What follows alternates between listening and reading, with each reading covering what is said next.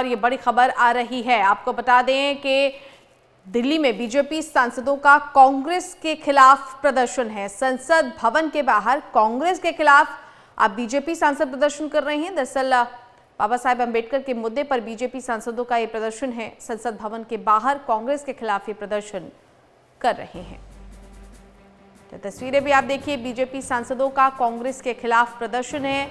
अंबेडकर के मुद्दे पर बीजेपी सांसदों का प्रदर्शन है। हाथों में तख्तियां लिए हुए बीजेपी के तमाम सांसद संसद भवन के बाहर ये प्रदर्शन कर रहे हैं। अंबेडकर के मुद्दे पर बीजेपी काफी हमलावर है कांग्रेस के खिलाफ।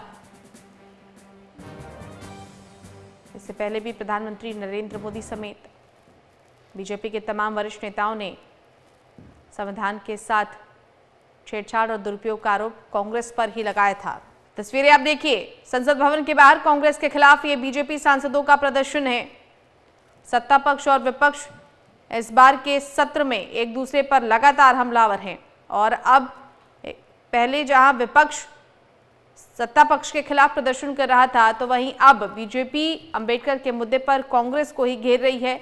संसद भवन के बाहर कांग्रेस के खिलाफ बीजेपी सांसदों का ये प्रदर्शन। तो दिल्ली से एक बड़ी खबर, जहां संसद भवन के बाहर बीजेपी सांसदों का प्रदर्शन है।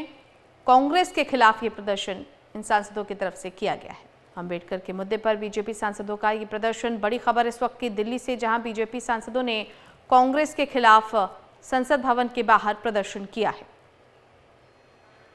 संवाददाता नितिन धीमान हमारे साथ जुड़ गए हैं। नितिन, तस्वीरें हम देख रहे हैं, बीजेपी सांसदों का कांग्रेस के खिलाफ प्रदर्शन है। चल रहे हैं इस वक्त, एक चल रहा है बीजेपी का कांग्रेस के खिलाफ और दूसरा चल रहा है इंडिया ब्लॉक का बीजेपी के खिलाफ। दोनों ही एक दूसरे पर आरोप लगा रहे हैं।